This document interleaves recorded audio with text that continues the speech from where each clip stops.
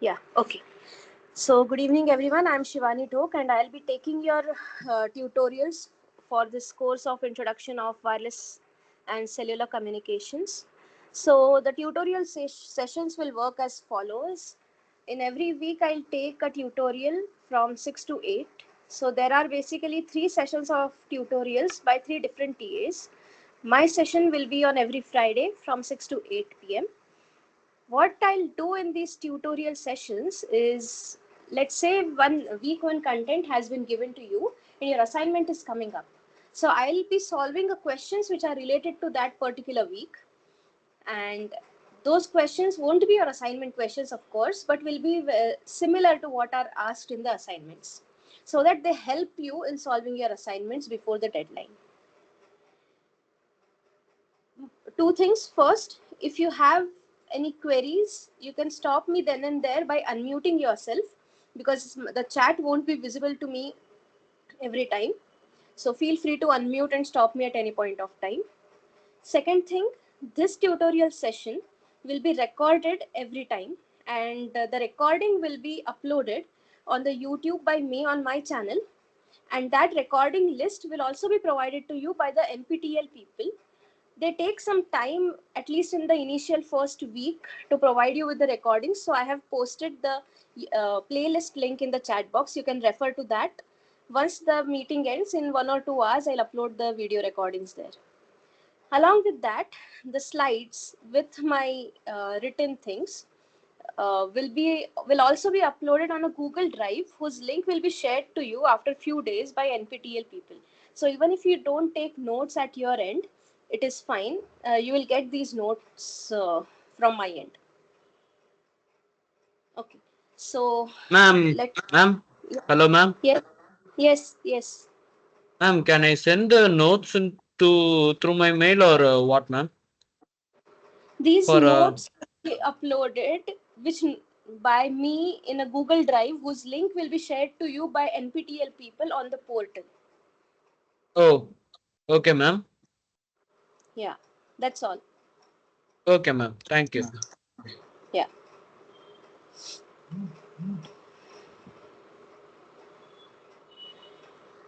Okay. So every week's tutorial will be divided into two parts. First, I'll have a brief recap of that week's content. And after that, we'll have the questions that are related to this week's content. Okay, so let me quickly start with the recap of first week.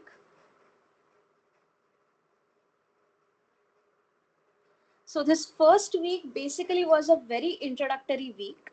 It had no technical content as such, but it was like a revisit of many things.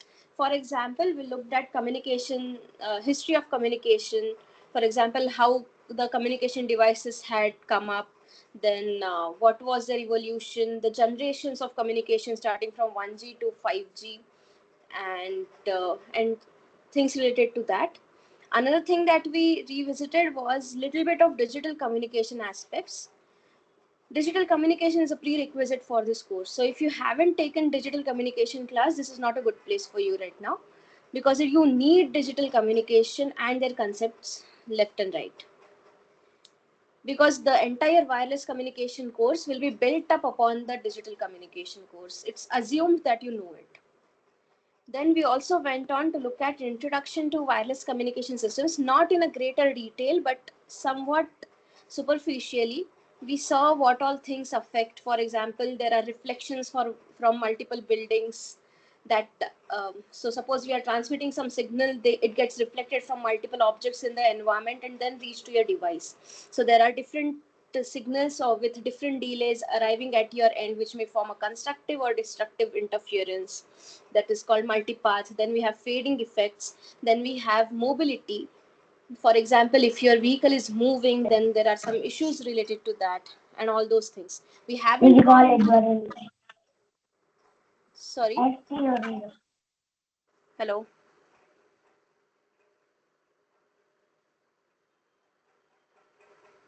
Yeah. Okay, we haven't gone into detail. That course is meant to go into detail of those things. all of these aspects will be looked into a greater detail. Even this link budget, we will look into greater detail in the coming lectures. Then we also looked at TDMA, FDMA, CDMA, OFDM.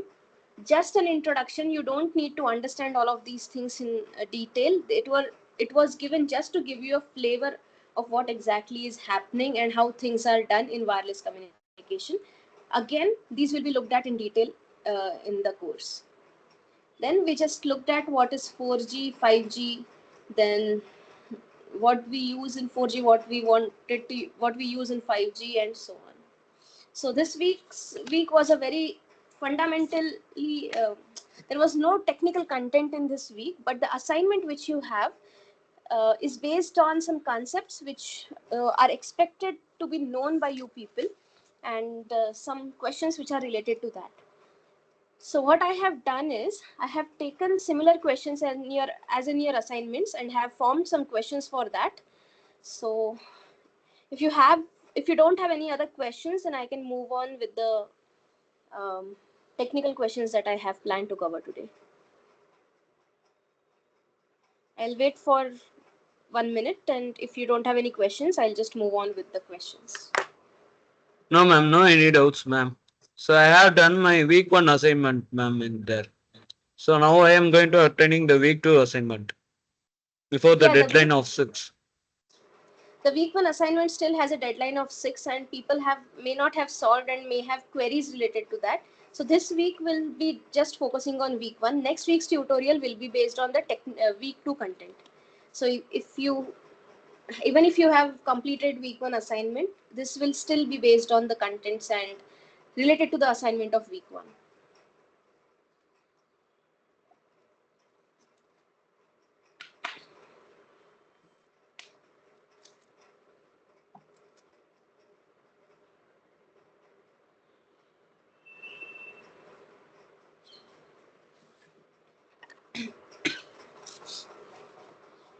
Okay, if there are no questions, then let me start with the questions for week 1.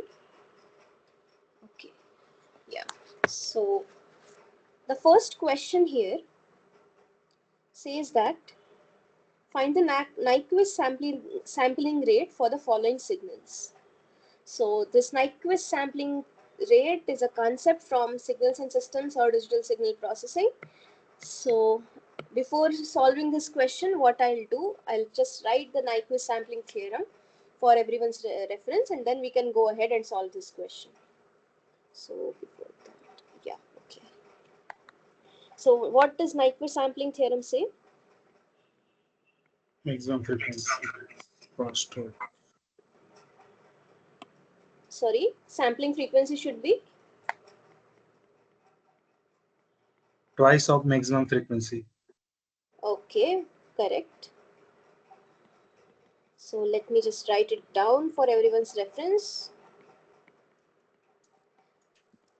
I just want a feedback whether my handwriting is visible or you need me to use a bigger font. Yes, ma'am, visible. Okay, thanks. So if FM is the maximum frequency,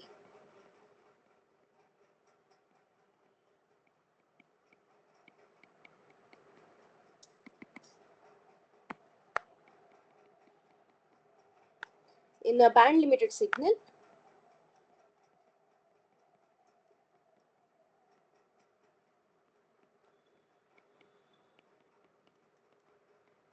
then the sampling frequency should be at least equal to 2 times the maximum frequency. So this is a sampling theorem which we all know, and the first question is related to that in this assignment. So this is the first part in this question. So this is basically, the signal given to us is basically x of t, which is equal to sine of 2 pi t, sine of 4 pi t, plus sine of 8 pi t. This is sum of sinusoids, and generally a sinusoid when represented in a Hertz frequency form will be either sine of 2 pi ft, or let's say cos of 2 pi ft. Okay, so if you see that, if you stick to this particular form, Then the first sinusoid that is there in this summation has a frequency of 1. The second one has a frequency, you can write this as 2 pi into 2t, and the third one has a frequency of 2 pi into 4t. So the maximum frequency present in the signal is 4. So Fm is 4.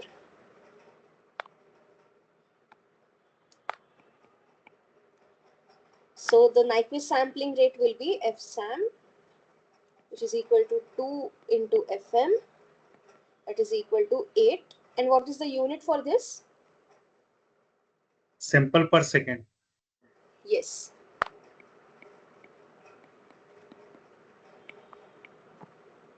So the sampling frequency is given with a unit of samples per second. So for the first signal, the maximum frequency is 4 Hertz, and the sampling frequency corresponding to that is 2 into 4, that is 8 samples per second. Is it clear to everyone? Yes. This is a very basic question, but still let's revisit the concepts once. Okay, so let's move on to the next question now. So now here we have x of t equal to sine square 8 pi t.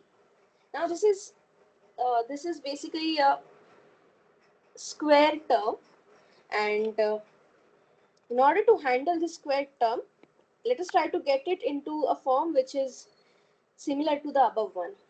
So what we can do is we can write this x of t, which is equal to sine square 8 pi t as 1 minus cos of 2 times 8 pi t. So 2 times 8 pi t divided by 2.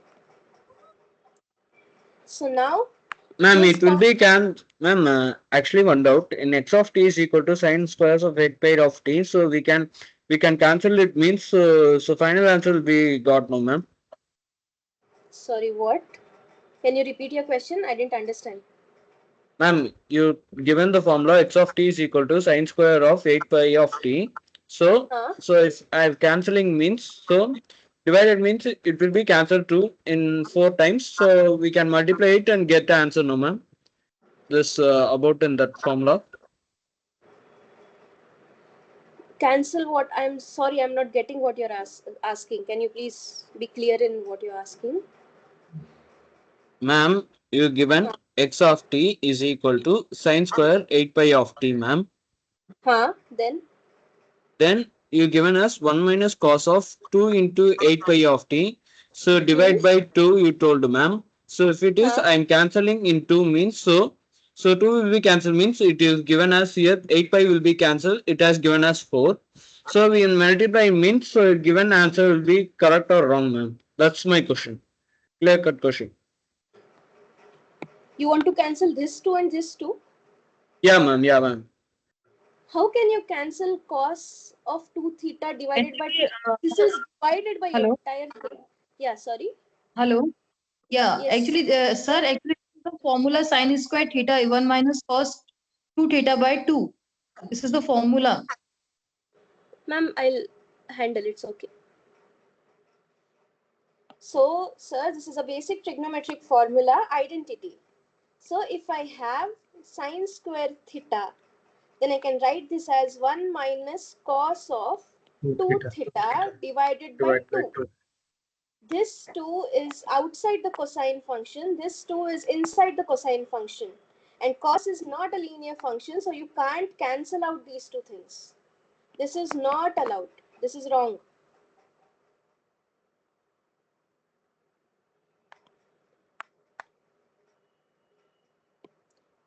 Okay, so once we use this identity, we can write sine square 8 pi t as what we have written here. Now this thing is a DC component. This is a DC component with frequency 0. And the only frequency dependent component here is this cos, or rather this part. Scaling doesn't matter, whatever it may be. And the maximum frequency, or the frequency at which this is operating, is 8 hertz. So the maximum frequency in this signal is FM as 8 Hertz, which means that the sampling frequency or the Nyquist sampling frequency will be 2 times FM, which is 16 samples per second. Is it clear?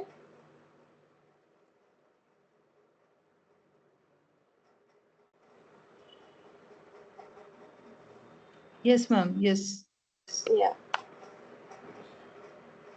This might be a very simple exercise for many because we have been actually doing this since the course Signals and Systems, but still it's a good exercise to just revisit few things. It's fine. Okay, if it is clear, let me, there's some issue with this. Yeah, if this is clear, then let me move on to the last part of this question. So here it is given to us x of t is equal to summation n running from 0 to capital N cos square 2 pi n f t. So what we will do is, the way we had an identity for sine square, the same way we have an identity for cos square theta. It is nothing but 1 plus cos 2 theta by 2. We'll apply this to this equation here. So what we get, x of t is equal to summation n running from 0 to capital N 1 plus cos 2 cos of 2 into 2 pi n f t divided by 2. And now in this little n here, this little n that is present here, sorry, this varies from 0 to n. So the maximum value this n can take is capital N.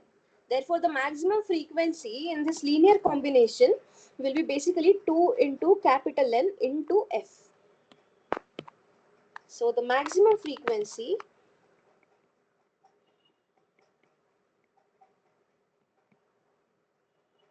that is Fm will be 2 into this little n can take the maximum value of capital N into f. Okay, therefore the Nyquist sampling rate will be 2 into Fm, which is equal to 4NF. Is it clear? Let me not miss the units. Samples per second.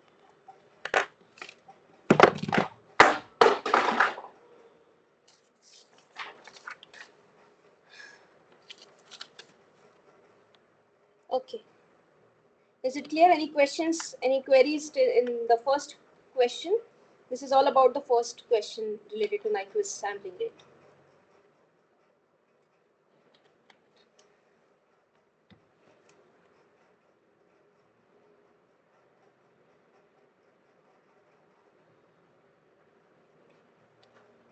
Okay. If there are no questions, then let me move on to the next question that I have planned to cover today. Yeah, any questions? Okay. So the question here says that consider a band limited signal with one-sided bandwidth of 15 kilohertz. So what it says is, we have a band limited signal and it's a real signal. So the Fourier transform, just a representation, magnitude of Fourier transform will look something like this. It's a representation, it should be symmetric, that's all. And it says that the one-sided bandwidth is 15 kilohertz. So one-sided bandwidth means this part it's saying it is 15 kilohertz. So this is 15 kilohertz and this is minus 15 kilohertz. And this is the Fourier transform of some signal, let's say x of t. And it says that this signal is sampled at twice the Nyquist rate.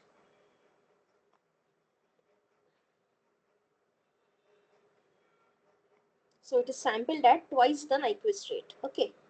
So the sampling frequency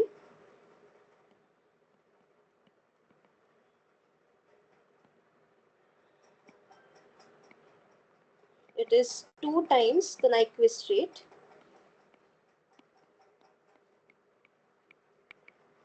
And we have seen that the Nyquist rate is basically 2 times the maximum frequency.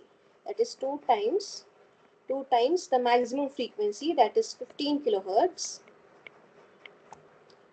So this will be 60 samples per second. Okay. So what the first line of this question, statement of this question says is, consider a band limited signal that we have here with a one-sided bandwidth of 15 kilohertz as we show here, and it is sampled at twice the Nyquist rate, and we obtained the sampling frequency something like this. Okay, now it says that suppose it is quantized using a uniform quantizer with 256 level. Find the data rate of the quantized signal. The first question I want to ask is, does the people here understand what do you mean by quantization? Is there anyone in the crowd who doesn't know what do you mean by a uniform quantizer and all those things?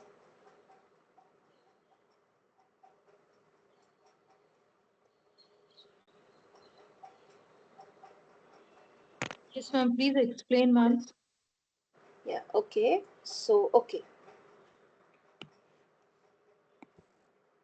So sampling everyone understands. Okay, that it is fine. So now what happens is, in general, any signal that we get in the real life is a continuous signal in both time and in amplitude. Okay, so generally the signals are something like this. These are continuous in time and in amplitude.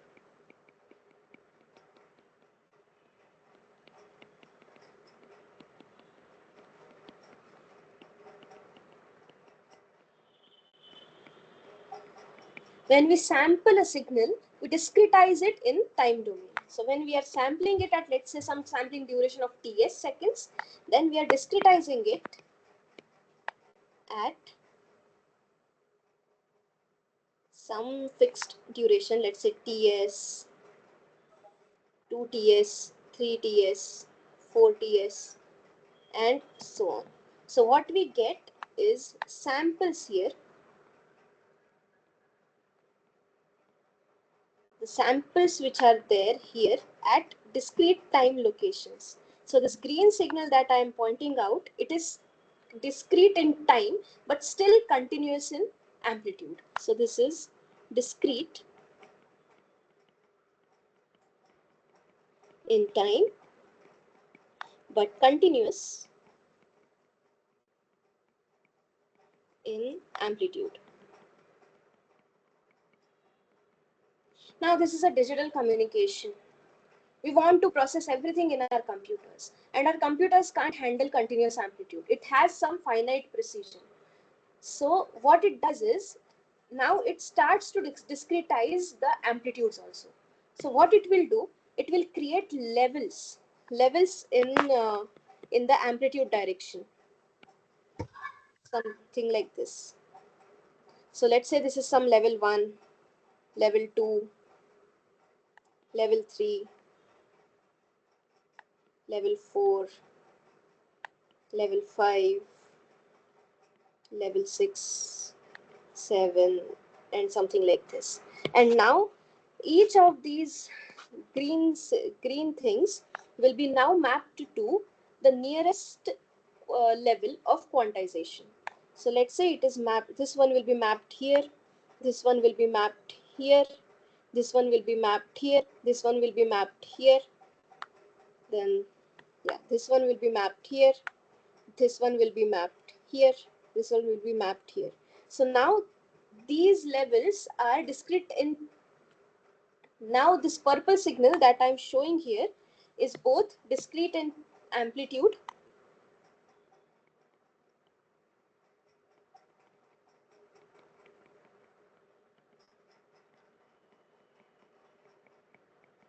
and time. This discretization process is called as quantization. And if this distance, if it is equispaced, then such a quantizer is called as a uniform quantizer. And I said that there are different levels of this quantization, and each of this level, let's say this, will be represented in a particular number of bits, number of bits. So now, if there are L levels in a uniform quantizers, then how many bits will be required to represent that?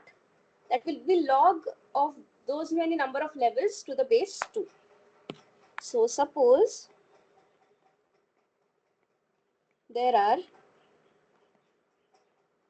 L levels in the quantizer,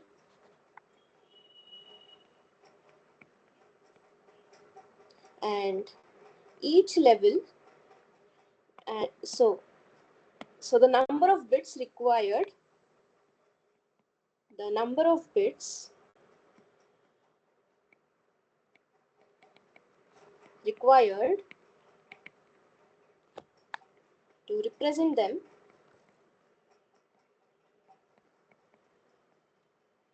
or represent each level, maybe precise, is n equal to log L to the base 2 and the nearest greatest integer. This is a ceil operation. Okay, so this is the uniform quantizer, and this is also a concept from digital communication. So if you have forgotten the digital communication concepts, I request you to just go and revisit them once. Is this clear?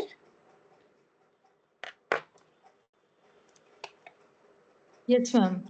Thank you. Yeah, okay. Okay, so first part, we have seen this first part of this question. We had seen how sampling and what was the sampling rate for this particular signal that was given to us.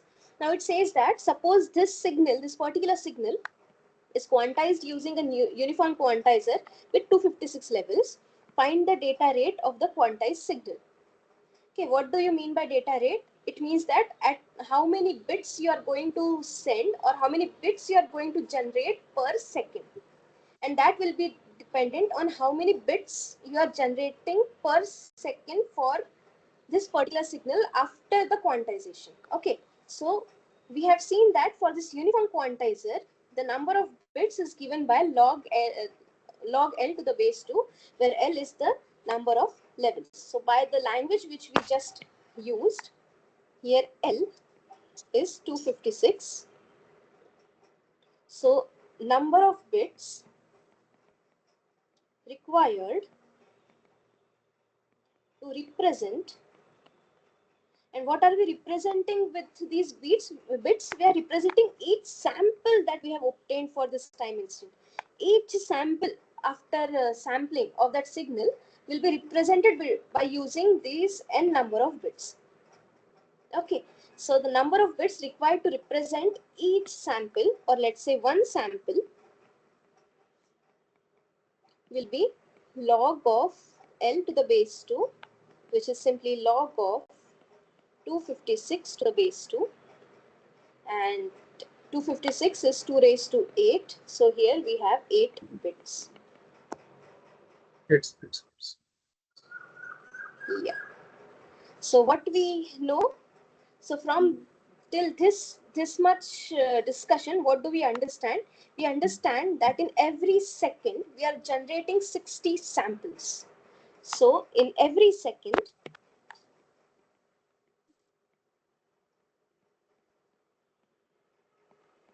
we are generating 60 samples, and then we are quantizing them. So, and each of this sample is represented using 8 bits. Therefore, the data rate will be equal to number of samples per second into number of bits per sample. Okay. So number of samples per second is nothing but 60 samples per second sampling frequency. And number of bits per second is how many bits you are requiring to represent each of your sample. That is 8 bits. So what we have 60.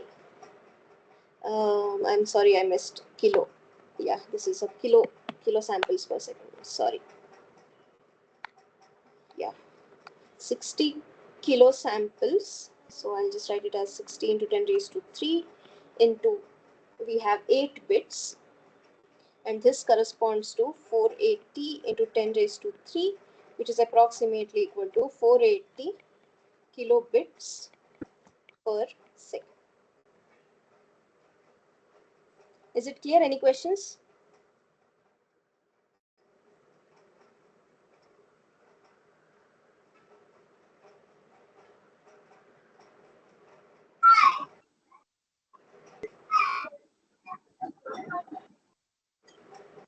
Any questions? Ma'am, can I Yes. send the PPTs through my mail, ma'am? So it will be easier then we can clear the exam in that. Sorry, what? You want to send what by email? Notes, ma'am. Notes, ma'am.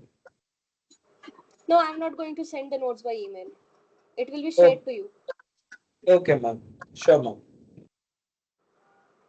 And yeah, let's keep the non-technical discussions to the end. Let's not break the flow of technical things. Yeah. Any other tech questions related to this particular discussion? The value of L is always 256, no? Sorry, Because ma'am, value of L is always 256. just a minute. Let me. Can everyone please mute themselves if you are not asking a question? Yeah. So, Ashita, can you repeat your question? There was some Value of L is always 256, no, ma'am? Because 2 raised to the power 8 number of bits. Yes. In So for every this, question, the value. no, not for every Yes, yes. question. For this given question, the number of levels are given to you as 256. That's why it's given to you. Okay. Yeah. Okay, So ma'am. it's Okay. not a universal thing to use. It's something given to you. It will be given to you in the question, either the number of bits required to represent one sample or the quantization levels. And those two are related things, as we have seen earlier using this formula. Okay, And ma'am. what you Okay. will be interested in obtaining the data rate will be simply the number of bits. So if you are given the quantization levels, just figure it out using this formula here. Okay? Yeah, ma'am. Yeah. Any other question?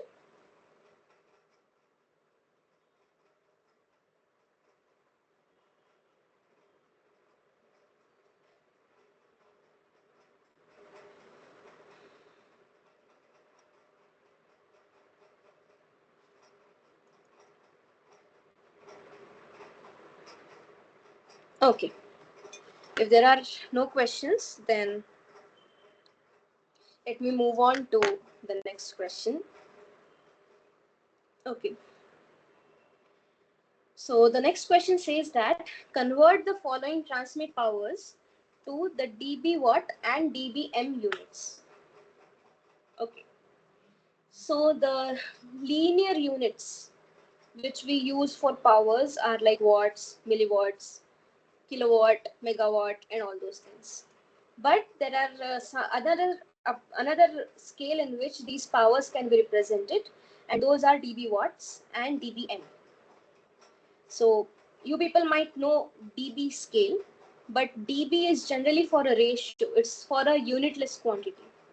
For example, if you have a signal to noise ratio, then or ratio of any two quantities, then you go for dB. But now here you have some unit quantity, like you have some 10 watts, 1 watt, 2 watt power. So now if you want to take it to a dB like quantity or a logarithmic scale, then for that we have two widely used units known as the dB watt and dBm. Okay, so first I'll give the definition of how to convert from dB watt to dBm. So for that, I'll first give you some notations.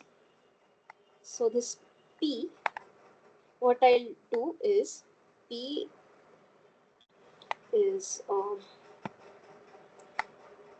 okay, leave it. Okay, so first one is linear to dB watt scale. So power in dB watt, this is simple. You will take 10 into log of power in watts to the base 10. This is standard how we convert to dB.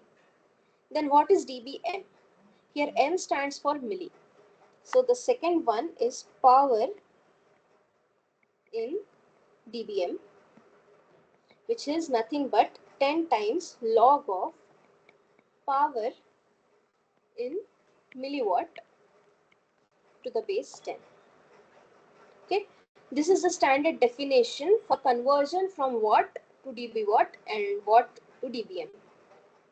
Okay, now this dB watt and dBm are related.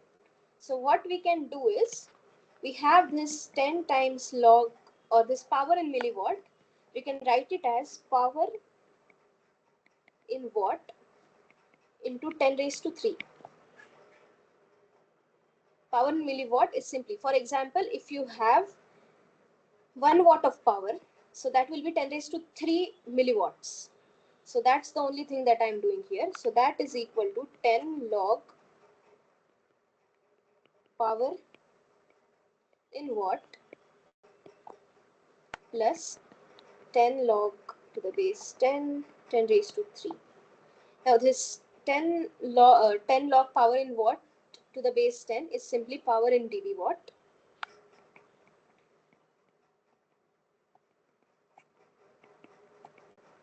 Plus this quantity here is 30 dB. 30. Okay. So when we are converting a linear scale power into dB watt and dBm, the quantity corresponding to your dBm will be higher by 30 compared to your dB watts. Okay, because it is power in dB watt plus 30. So if you make any mistake and you get after conversion you get a lower value in dBm and a higher value in dB watt, then some mistake you have done. You need to see what exactly you have, gadbad you have done. So be careful in these kind of calculations, and these are very basic conversions which we will be using left and right in the coming lectures. That's why I have taken these many number of examples to solve them. So let's start with the first one. The first thing that is given to us is 10 watts. So right now we are focusing on this one, that is 10 watts. Ma'am, attendance is mandatory, ma'am. It is. Ma'am, hello. The attendance is not mandatory for these tutorial sessions. Okay, ma'am. It's based on your liking and all. If you have any queries, then you can attend. Okay, ma'am. Sure, ma'am. Thank you, ma'am. Again, I'm requesting all the non-technical questions either at the very beginning of the class or at the end of the class. It just disrupts the flow for everyone. Oh, okay, ma'am. Yeah. Okay, so let's start with the first part of this question. Ma'am, if I solve the questions means I have no any doubts in there in week 1 assignment. Okay, then. You want any query means I will call now, ma'am, afterwards. If Hello? you have any queries while solving the particular assignment, that will be taken after the deadline of that particular assignment, not now. Okay, ma'am. And if you have any queries regarding the questions or some issues with the questions, then please post it in the Q&A portal of the assignment. That will be taken care by the instructor. Okay, ma'am. Sure, ma'am. Nothing I have doubt, ma'am, in week 1.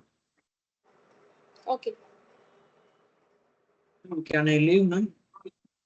Your wish. It's fine. Okay, ma'am. Thank you, ma'am. Okay. Sorry for those. Sorry for that. Okay. Let's again revisit the conversion so that we get back to the flow. So yeah, power in dB watt is basically 10 times log of power in watts to the base 10, and power in dBm is simply 10 times power in log to the 10 times log of power in milliwatts to the base 10. And that we can also say see something like this, like power in dB watt plus some 30 dB. Okay. Okay, so now let's start with the first one. So the linear power is given to us is 10 watts. So power in dB watt is simply 10 times log of power in watts. It is given to us as 10 to the base 10, and log 10 to the base 10 is 1. So this comes out to be equal to 10 dB watt. Okay, and power in dBW is simply 10 times log of power in milliwatts. So this 10 watt in milliwatts will be 10 into 10 raised to 3, that is 10 raised to 4 milliwatts. So this will be 10 raised to 4 milliwatts, which comes out to be equal to 40 into log 10 to the base 10, which comes out to be equal to 40 dBm. So again, this particular thing is 30 this particular thing is a smaller quantity compared to the dBm, and if you add 30 to this quantity, you will get your dBm value. Is it clear?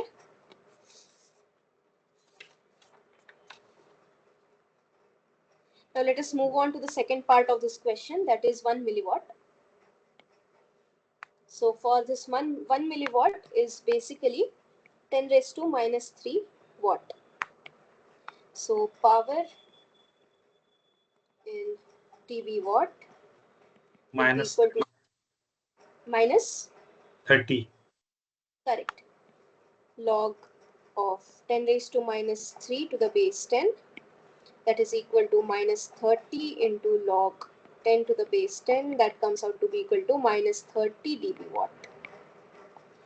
And similarly, you have power in dBm,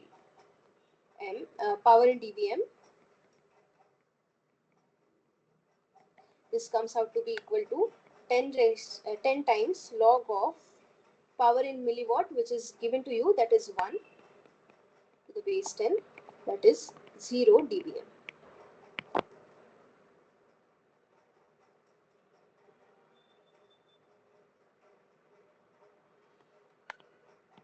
Now for this 100 watt, for dB, what is the value? dB watt, what is the Ma'am, value? 20 dB watt. Okay, and how are you going to solve it? Ma'am, 10 to the power 2, 10 log 10 to the power 2.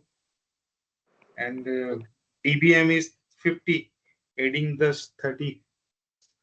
Okay, yeah, you have understood the concept. Now next time someone else will answer. Okay, Okay. 10 times log of 100 watt is 10 raised to 2 to the base 10.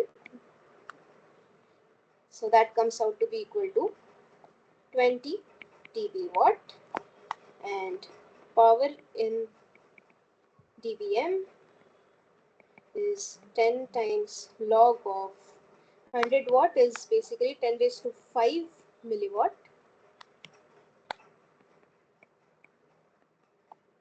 That is equal to 50 dBm. Okay. Now let us move on to the next one. So this is for 20 watt. Who will answer this? It's okay if you don't tell me the final answer, just tell me the process.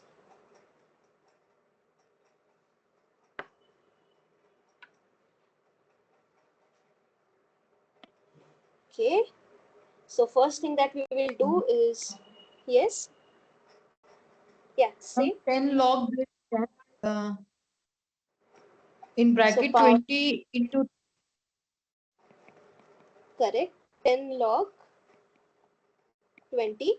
Then 20 into 10 raised to the power 3. No. We are talking about dB watt. dB watt, not dBm. dB watt. And it Okay. is given to you is in watt.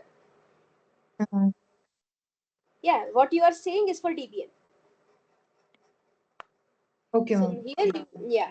So when you are converting it to dB watt, you need inside this bracket, you need to put power in watts, not in milliwatt or not in any other unit. So here it will be 20 the power dB in watts. Sorry? 20, ma'am. Only 20. Yes, correct. So now if you for this if you use your calculators, this comes out to be something like 13.01 dB watts.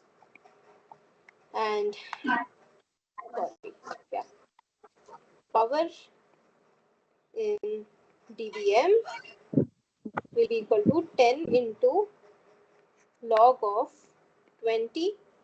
We want to convert watts into milliwatts, so 10 raised to 3 to the base 10. So this is simply this dB watt plus 30, that will be 43.01.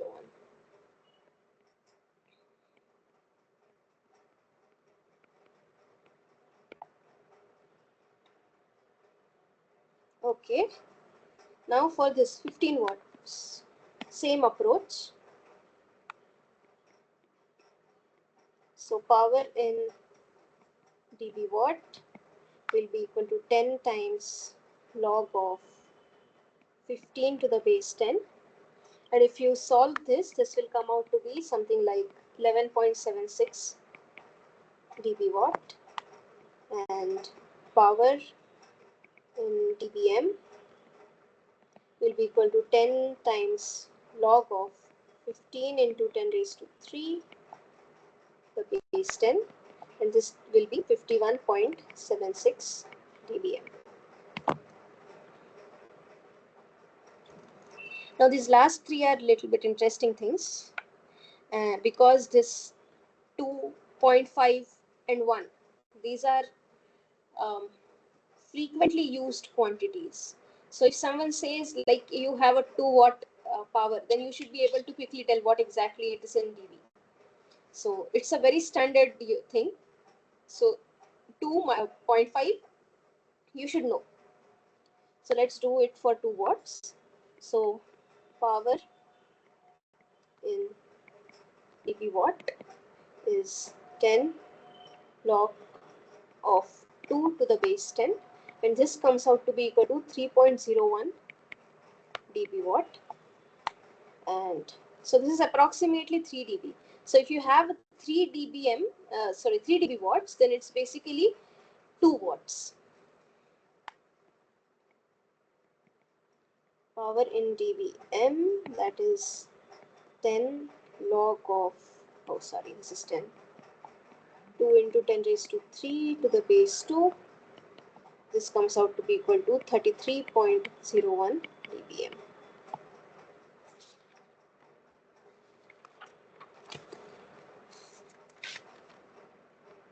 Now for 0.5, this is power in dB watts is 10 times log of 0.5 to the base 10, which is minus 3.01 dB watt, which actually, minus 3.01 dB watt. And power in dBm will be equal to plus 30. That comes out to be equal to minus 26.99 dBm. Correct. Yes. So basically you can say that if you have 0.5, it is minus 3 dB watt and minus 27 dBm. It's fine. That much you can do. That is the level of approximation which we allow in wireless communication. It's totally fine. And the last one is 1 watt. So power in dB watts is 10 times log of 1 to the base 10, which is equal to 0. And power in dBm It's is 10 30. times, correct, which is equal to 30 dBm. Okay. So this ends this particular conversion question. If you have any other questions related to this, then let me know.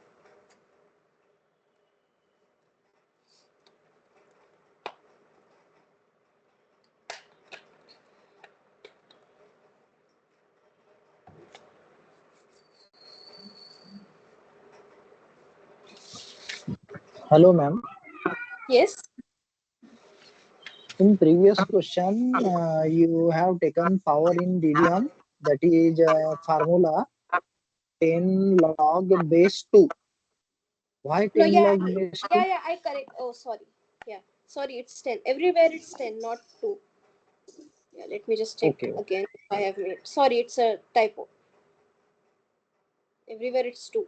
Everywhere it's 10. dBm base 10. Okay, ma'am. Okay.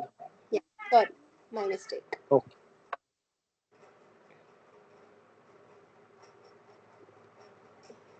Yeah, okay. Yeah, I think in that one question I have written 2. Thanks for pointing it out.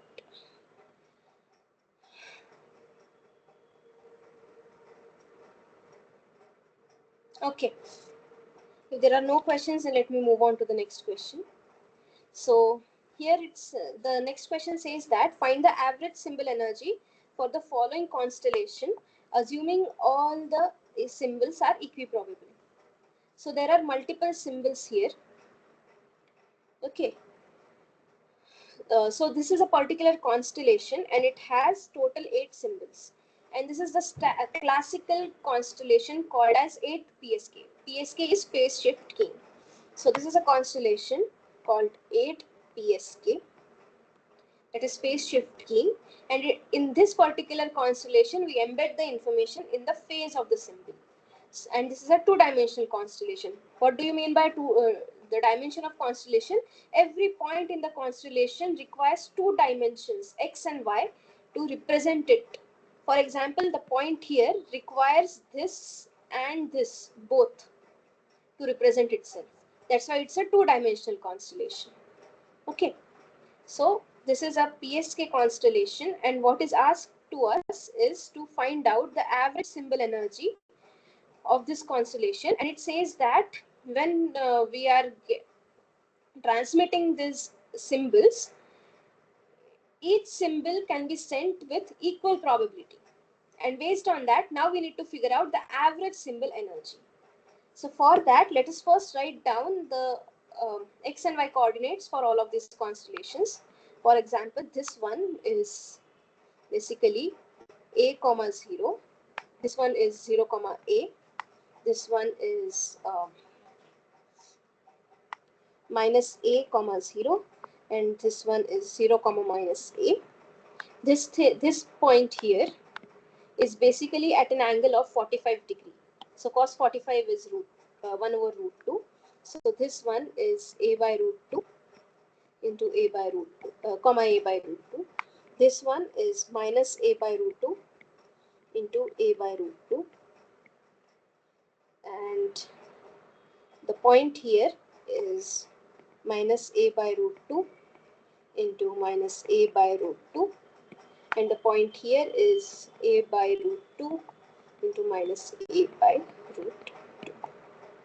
But every point here is at a distance of a from the origin. Okay. Now, in general, let's say we have a symbol Sm, which is given by Sm1, Sm2, and so on to, let's say, Smk by this particular vector. Then Em is given by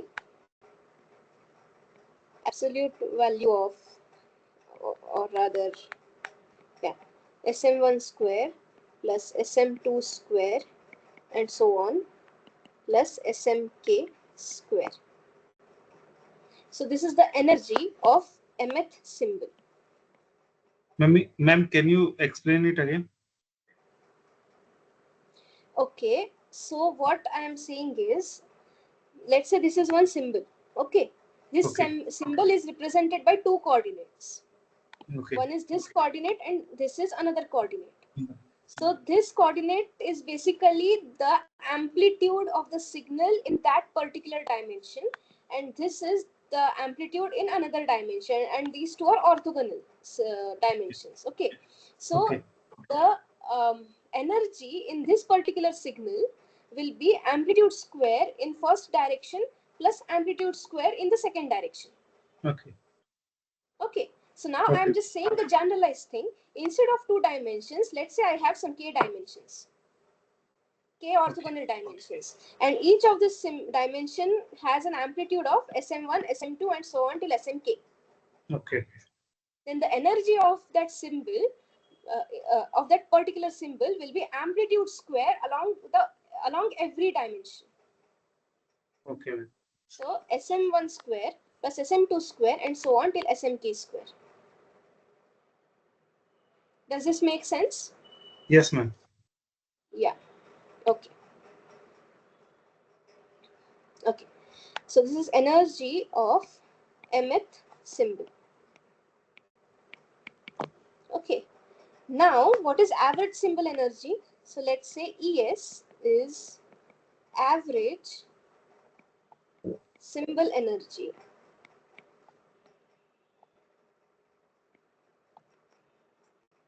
So let's say we have M symbols. So there are, let's say, M belongs to 1, 2, and so on till capital M. So there are total M symbols. Then this ES will be equal to summation of little m running from 1 to capital M into energy of mth symbol, that is EM, multiplied by how many times or what is the fraction of time this symbol is transmitted, and that is given by the probability. So multiplied by probability of EM, sorry, SM. So what are these two quantities? This is energy of mth symbol, and this quantity here is probability of mth symbol.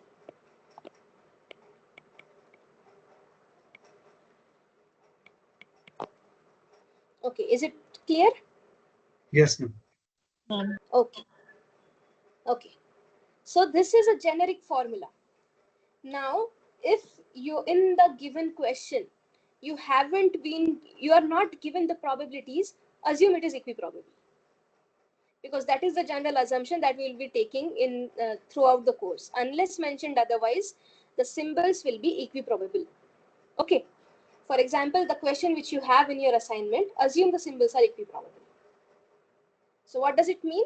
If my symbols are equiprobable and if there are m symbols, then probability of this Sm is equal to 1 over m for all values of small m. Okay. So for our question, probability of Sm is equal to 1 over m for all m, which means that the symbol energy now becomes 1 over m summation little m equal to 1 to capital M into Em. And here it is a two-dimensional signal, so that is equal to 1 by m summation m equal to 1 to capital M into Sm1 square plus Sm2 square. Okay, now this Sm1 square plus Sm2 square is basically what? It is the radial distance square from the center, from the origin to every symbol. For example, this square plus this square is equal to A. Similarly, the distance squared for this is A. Since these all lie on a circle of radius A, this quantity is equal to A for all. Is this clear? No, ma'am. Can you repeat again? Okay. Yeah, okay. Okay, so what we want to find out is EM for all the symbols, right? We want to find out this quantity. Now, if you observe this symbol, let's say this particular symbol, you just focus on this signal. For this constellation, this little k is 2. So, for EM is SM1 plus SM2, SM. right? SM1 square plus SM2 square. Now, if you focus on this signal, my SM1 is A over root 2 and my SM2 is A over root 2, right? Now, Okay. SM1 square plus SM2 square is A square by 2 plus A square by 2. A square by 2. Yeah. Okay, sorry, this is A square. Right. This is okay. And what is this? This is basically when you're doing x square plus y square, or rather SM1 square plus SM2 square, you're basically calculating this distance. Right? Yes. This is your origin. So this is basically the radius of your circle. Okay. And it's square. Is this clear? Yes, Now ma'am. you consider this symbol. For this also you will do SM1 square plus SM2 square. Here your SM1 is 0 and SM2 is A. So SM1 square plus SM2 square will be again A square. A square. So again you are just interested in this value. Similarly, if you look at this symbol, you will be interested in this radial value. Again for this radial value, this one. Then for this, it will be simply radius square. So for all the symbols in a constellation, when the symbols are lying on a circle of radius A, then each of the symbol have same energy, which is equal to the radius square. Is this clear now? So what I'm saying is, for all the little m's, this particular quantity, that is SM1 square plus SM2 square, is equal to A square. Does this make sense now? Yes, ma'am. Yes, ma'am. Okay. Yeah, okay. So therefore, this particular quantity is 1 over m into summation m equal to 1 to capital M A square, which comes out to be equal to A square m over m, that is equal to A square. Okay. So now one thing to keep in your mind is, when you are given a PSK constellation, then your average symbol energy is equal to your symbol energy of every symbol. It may be equiprobable, non-equiprobable, it's okay. This is a property of your PSK constellation. Okay. Any questions? No, ma'am.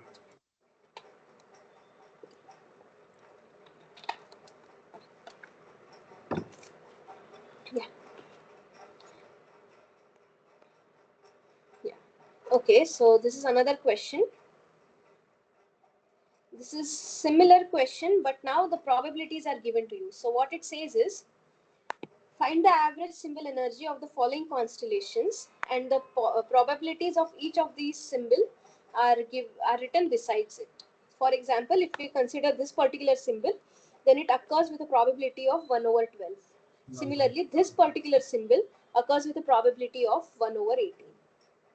Okay, so now you need to be careful while figuring out the symbol energy, and we need to now focus, we now need to use this formula properly. Okay. So let us first figure out what these symbols are. So this symbol here, this one is 0, 0. This symbol here is A, 0. This symbol here is 2A, 0. Then this symbol here is minus A, 0. This one is minus 2A, 0. Then this symbol here is basically A, A. This symbol here is minus A, A. Then you have, then this symbol here is minus 2A, 2A. This one here is 0, 2A. And this symbol here is simply 2A, comma 2A. 2A comma. Then you have a symbol here. This is minus A, comma minus A. This is A, comma minus A. Then this one is minus 2A, comma minus 2A. This one is minus 2A, comma 0. And this one is 2A, comma minus 2A. Sorry, this is 0, comma minus 2A. Yeah. Now what we will do, we will write the symbol energy, each of the symbol energy besides it. Okay. So beside that symbol, we'll also write its symbol energy. So using the formula Sm1 square plus Sm2 square, the symbol energy for this first symbol is, let's say, E1 equal to 4 minus 2A square, that is 4A square plus 4A square, that is 8A square. Upon 12. Then I'm just writing EMs. Yeah, I'm just writing EMs. We'll substitute afterwards. Now this, the symbol energy for this one is simply 0 square plus 2A whole square, that is 4A square. 4A square.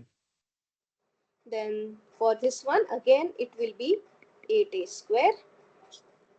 Then for this signal, it will be A square plus A square, that is 2A square. Then here you will have 2A square. Then this one will have this particular symbol. It will have 4A square. Then you will have A square. Then this particular symbol we will have 0. Then again we will have A square. And this particular symbol will have 2A square, that is 4A square. Then this symbol will have A square plus A square, that is 2A square. Then this will again have 2A square. And here we will have 4A square plus 4A square, that is 8A square. This one will have 0 square plus 4A square. And this one will have 4A square plus 4A square, that is 8A square. So now let us use the formula that we have written. So the formula we have was average symbol energy, that is ES, is equal to summation M running from 1 to capital M, EM into probability of Sn. Okay, so now let us do that. So the first symbol here is 8A square with a probability of 1 over 12. So we have 8A square by 12.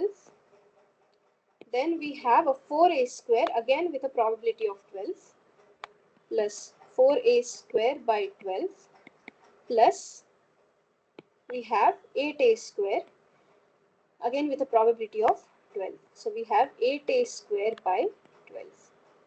This was the first line. Then we have this second one, this one. So we have a 2A square here with a probability of 1 over 18. So we have 2A square with a probability of 1 over 18 plus 2A square with a probability of 1 over 18 from here. Then let us move on to this middle line now, this one. So here also, first we have a 4A square with a probability of 1 over 18.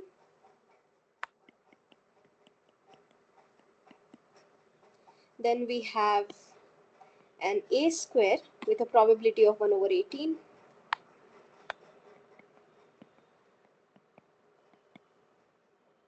Then we have a 0. Then we again have an A square with a probability of 1 over 18. So A square into 1 by 18 plus we have a 4A square by 18. Then let us move on to this line, the fourth one.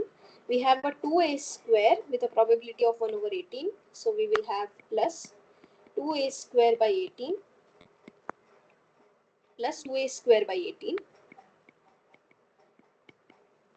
And then we have the last line where we have 8A square by with a probability of 1 by 12. So we have 8A square by 12 plus 4A square by 12 plus 8a square by 12. Okay, so this is what you need to solve. Now, this is a simple mathematical calculation.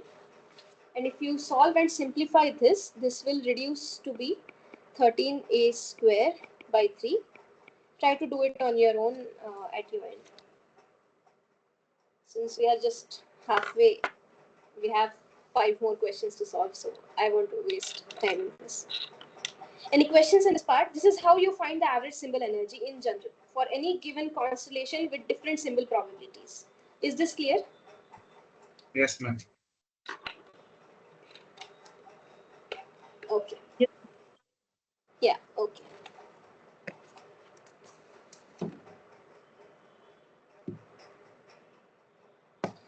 Okay, so let's move on to the next question.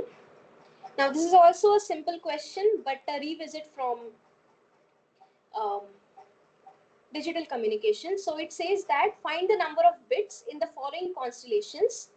Um, find the number of bits the following constellations convert to one symbol. Okay, so in general, what happens is we get a bit stream. Okay, we get a bit stream. Okay, and this is my input bit stream. And what we do is we combine them into groups of k bits. And so on. Okay, and what we do first, we combine them or we make groups of k bits.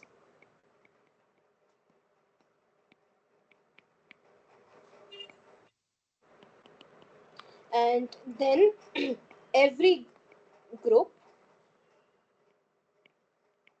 of k bits, we assign one symbol, one unique symbol.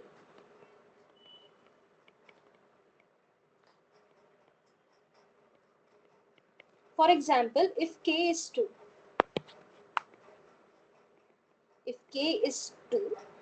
then the possibilities that we have are 4. That is 0, 0, 0, 1, 1, 0, and 1, 1. For this, we will assign S1. For this, we will assign S2. For this, we'll assign S3. And for this, we'll assign S4. And all of these are distinct symbols.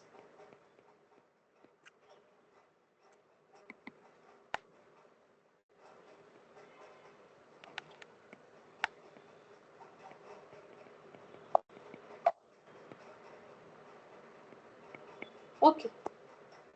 So now if I have k bits, then how many unique possibilities we need? So for k bits, we need m equal to 2 raised to k unique options.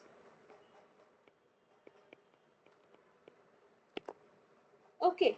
But if you are given that you have m possibilities or m symbols, then you have k as log m to the base 2 bits. And if m is not a power of 2, then let's say c. Okay, so this is how in general bits to symbol conversion is done. This is a concept of digital communication, which I'm just revisiting.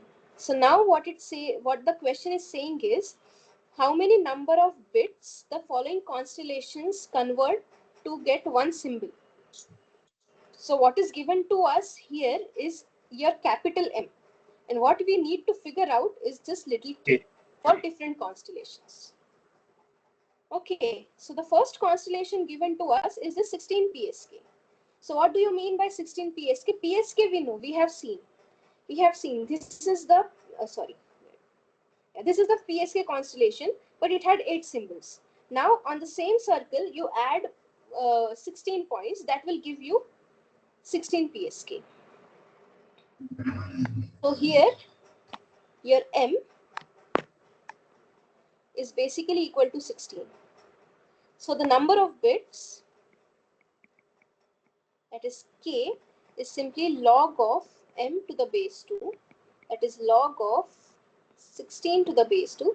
And 16 is 2 power 4, which comes out to be equal to 4 bits.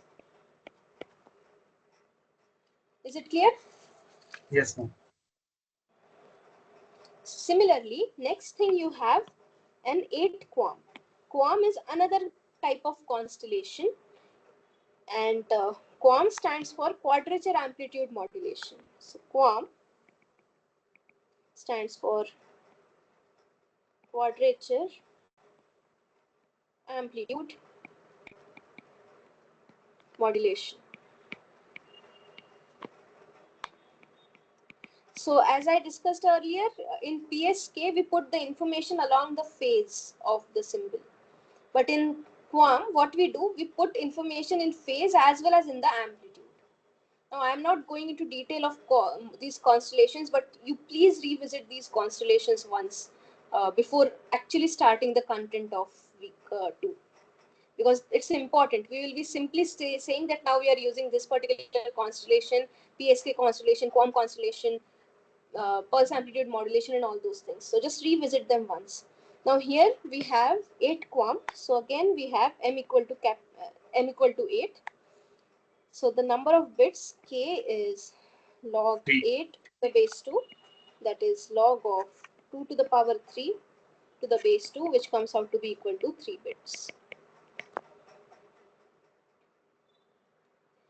The next one is QPSK. Now this QPSK is a special name. This is for quadrature PSK. It means that it is simply 4 PSK. So for QPSK, my m is equal to 4. Therefore, k is equal to log 2. of. Let others also answer, sir, please. Ma'am, That we is, can solve is there like that also. If m is equal to 2k, then 2 to the power 2 is represented as a 4. Then we same base 2 to then k is equal to 2. yeah, we can solve it in many ways. It's fine, but Simple for ways. others, for others also it should be easy to follow. But because there may be people who don't know, so let's not. So this is log 2 bits. And the last one we have is a BPSK. And BPSK stands for binary PSK. It means that my m is 2. When we are saying binary, it means m is equal to 2. So therefore, number of bits k is equal to log of m is 2. So here m is 2 to the base 2, which comes out to be equal to 1 bit. Okay. Yeah. Okay.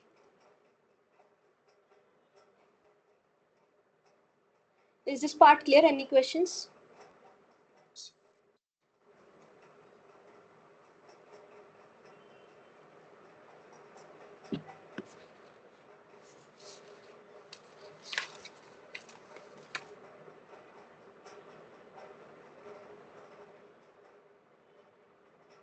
Okay.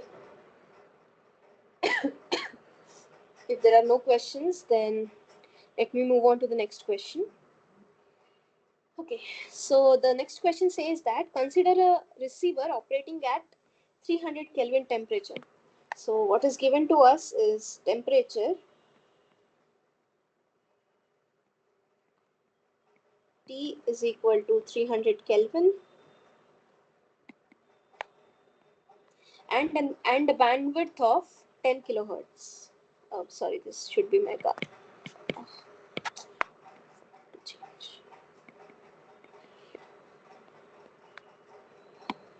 10 megahertz. So this comes out to be equal. So we have a bandwidth B as 10 megahertz. Now what we need to find is the thermal noise floor in dB watts and dBm.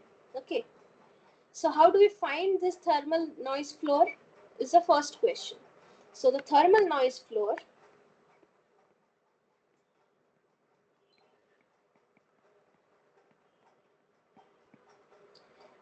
let's say some n is given by kb into t into b.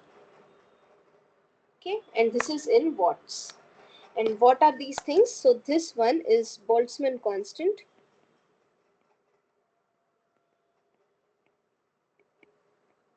And T is the temperature in Kelvin, and B is the bandwidth in Hertz. Okay, it should be in Hertz. So the noise floor N comes out to be equal to this Boltzmann constant is 1.38 into 10 raised to minus 23. Temperature is 300 Kelvin into you have 10 raised 6 10 megahertz bandwidth, 10 into 10 raised to 6. So this is 1 point, so this is what we have here, and this is the noise floor that you will get in watts. This is in watts, and thermal noise floor in dB watt is simply 10 log base to the log n to the base 10. And if you substitute this quantity, this entire quantity in this, it comes out to be equal to minus 133.83 dB watt, and N in dBm is simply dB watt plus 30, so that comes out to be equal to minus 103.83 dBm. Yes. Okay, so these are the standard calculations to find out the thermal noise floor. This is a very standard formula you should keep in mind. This is an important conceptual thing that we should know. Is it clear? Any questions?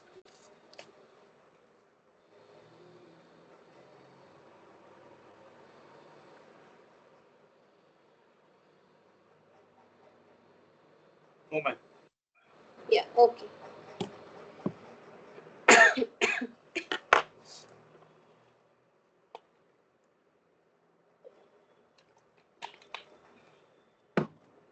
Okay. If there are no questions, then I will move on to the next question. Okay.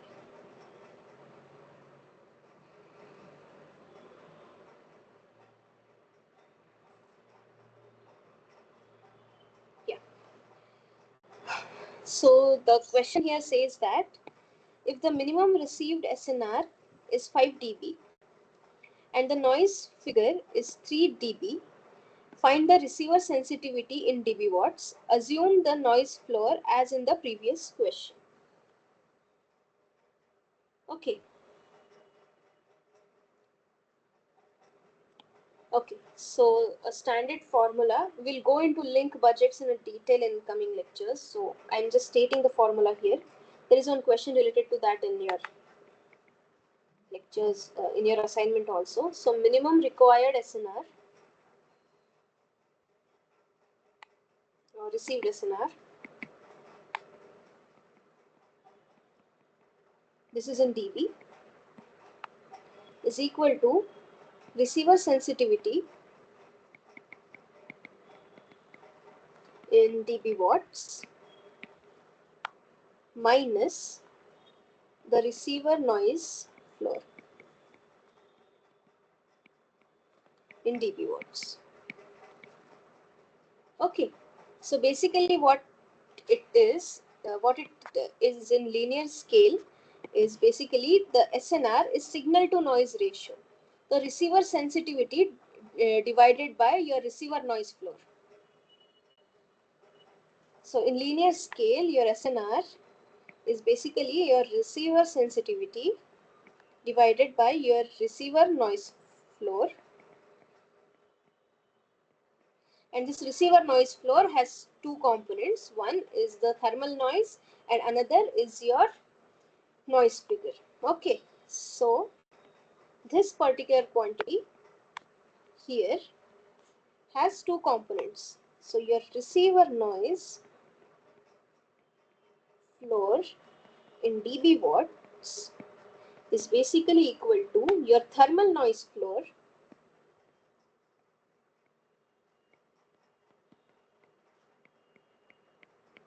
in dB watts plus your noise figure in dB. Okay, so this receiver noise floor in dB watts we have to take from the previous question, which comes out to be equal to, which we saw it came out to be equal to minus 133.83 dB watt. So this comes out to be equal to minus 133.83, and this noise figure, this is in dB watt, and this noise figure comes out to be equal, is given to us as 3 dB. So this is equal to minus 130.83 dB watt. Okay. Now we have this particular quantity here. We know the value of this. And another thing that is given to us is the minimum received SNR, that is 5 dB. So we know this quantity also. What we need to figure out is the receiver sensitivity in dB watt. So therefore, the receiver sensitivity in dB watt is equal to the minimum received SNR in dB plus the receiver noise floor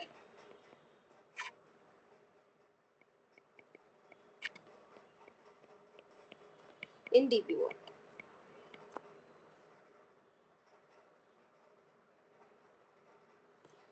Which is equal to the minimum received SNR is 5 dB and this receiver noise floor is minus 130.83 dB watt.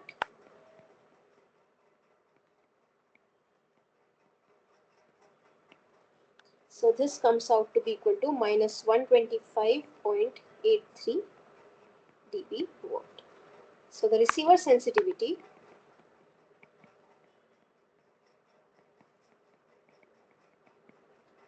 is minus 125.83 dB watt. Is it clear? Any questions?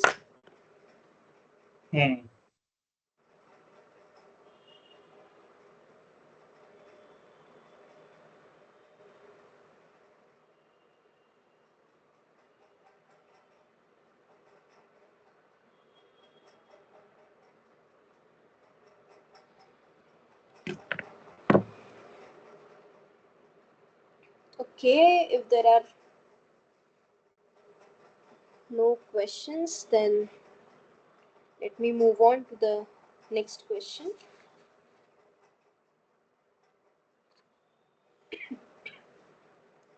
Okay, just a minute.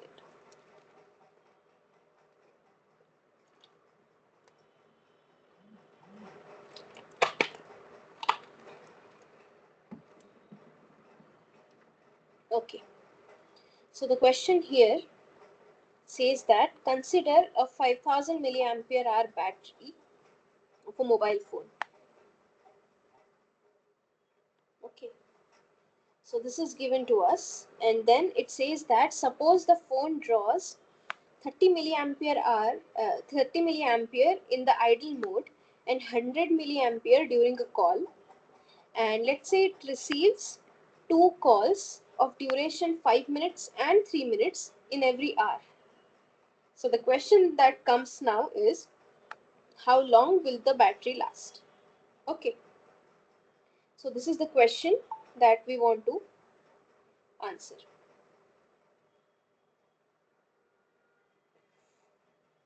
Okay, so what is given to us is total available charge in the battery,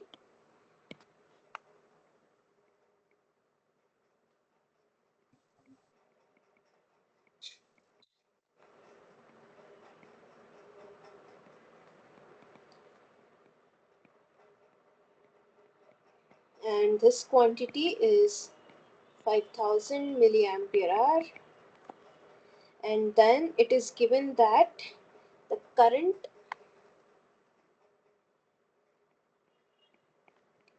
drawn during a call is 100 milliampere, and current drawn during idle mode is 30 milliampere. 30 milliampere. Okay, so now time spent in 1 hour in call is it receives two calls, one of 5 minutes and another of 3 minutes. So the total time spent in one call is 5 plus 3, that is 8 minutes, which is basically 8 by 60 hours, and time spent in 1 hour in idle is basically 60 minus 8, that is 52 minutes, which is 52 by 60 hours. Okay, so this is the information that is given to us, or that we can infer from the from the given information in the statement.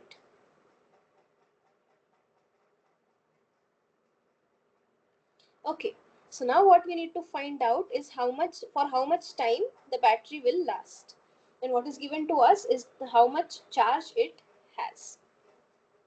Just a minute, there is something.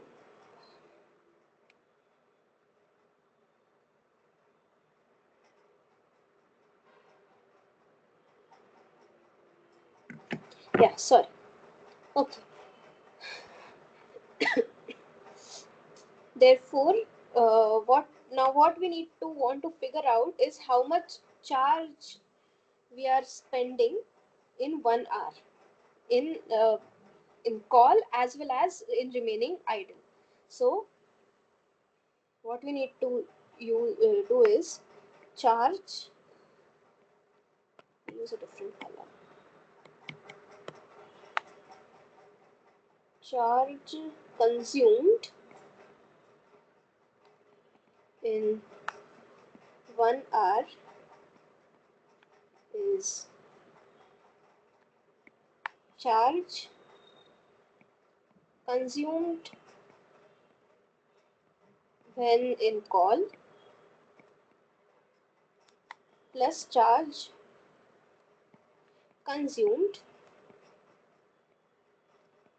when in idle. So charge consumed when in call is basically current when in call into time or duration of call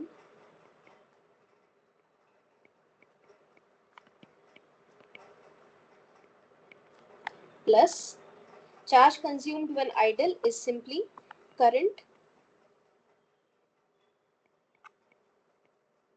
when idle times duration of idle.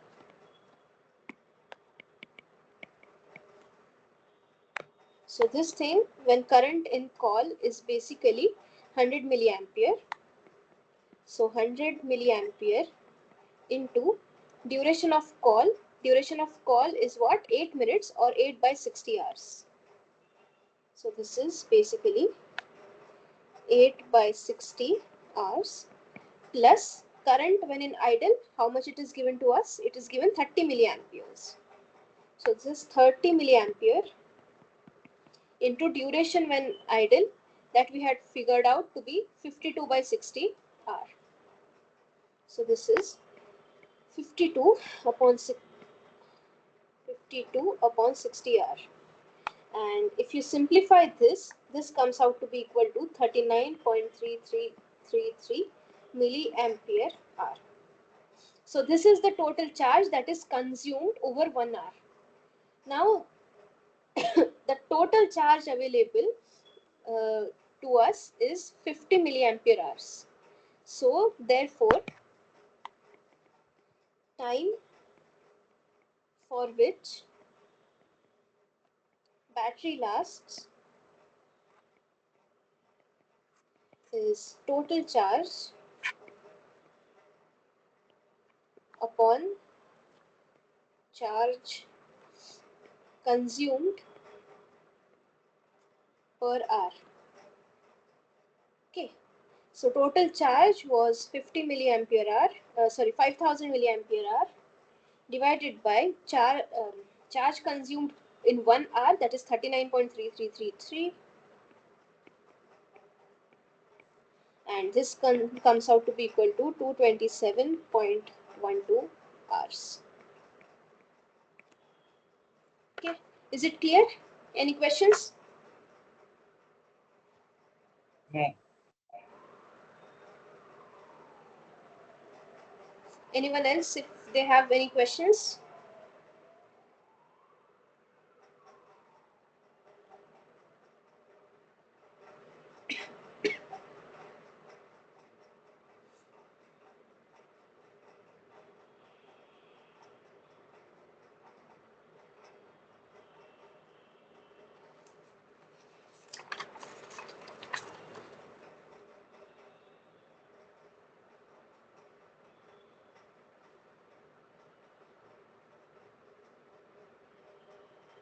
Okay.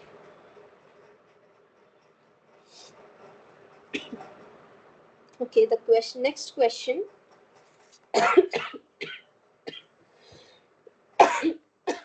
Sorry.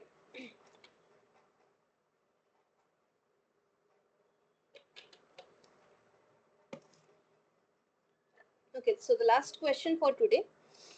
So it says that consider a 4G device using a 32 QAM modulation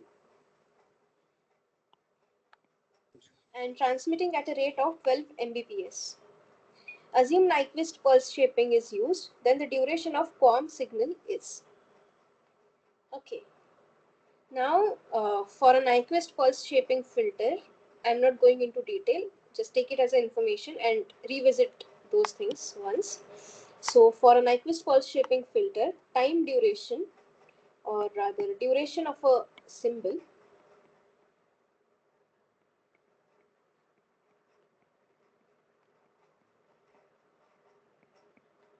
is 1 over frequency of a symbol. That is how many symbols are generated in 1 second. Okay, so we need to find out this duration of symbol, and we have a relation that it is 1 over frequency of a symbol. But what is given to us is we have a 32 QAM,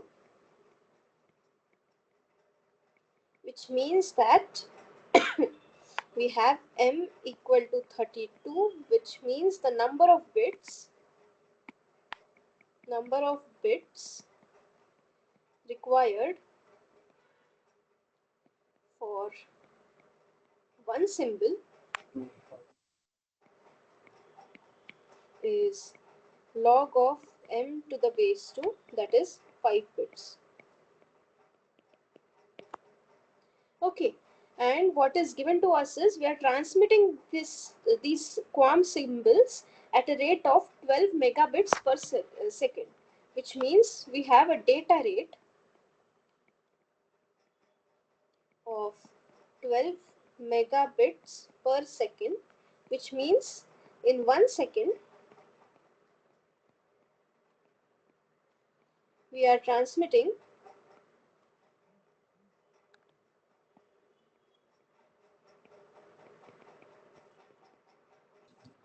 12 megabits or 12 into 10 raised to 6 bits. Okay, so this is the information that we have, and okay, so this is what we have. So the frequency of symbols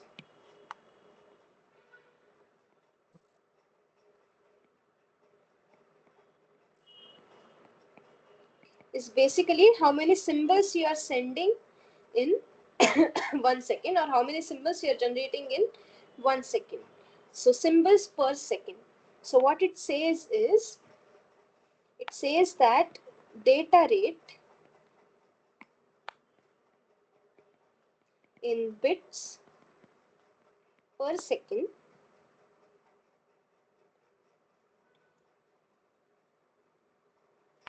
divided by number of bits that are used per symbol. And this frequency is basically symbols per second. Okay, the data rate in bits per second is given to us as 12 megabits per second. So this is basically 12 Mbps, and the number of bits per symbol for our 32 QAM is 5 bits. So 5 bits per symbol. So this comes out to be equal to 2.4 mega symbols per second. Now we have the frequency of symbols, and this we can substitute in this duration of symbol formula. So therefore, duration of a symbol is 1 over 2.4 mega symbols per second.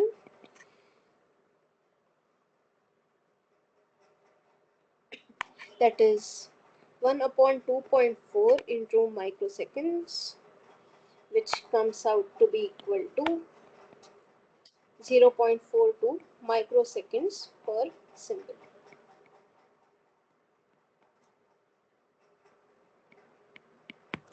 Is it clear? Any questions? So this is the duration of your QAM symbol.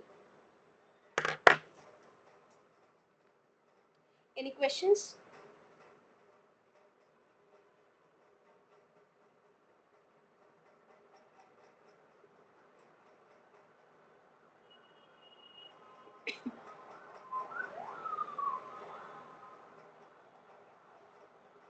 This was the last question that I had planned to cover today. If you have any questions in this particular part or in any part of today's session, please feel free to ask. You can ask anything.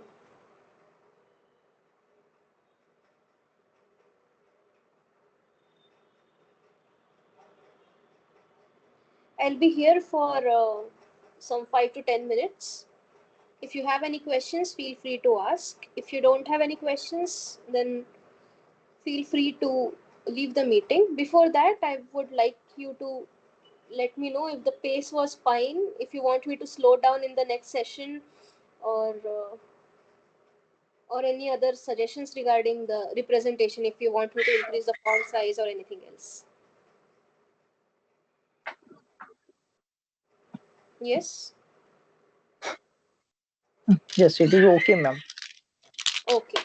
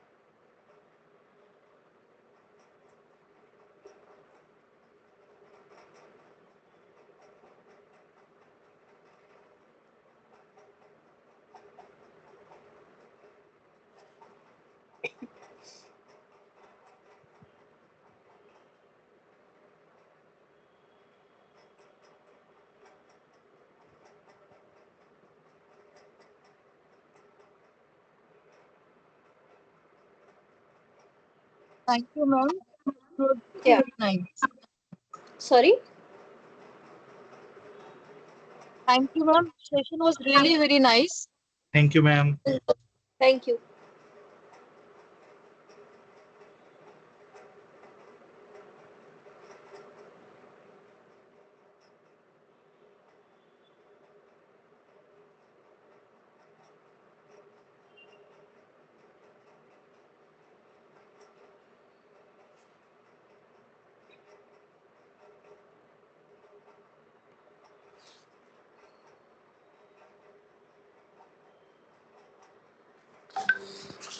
Okay, so thank you for attending today's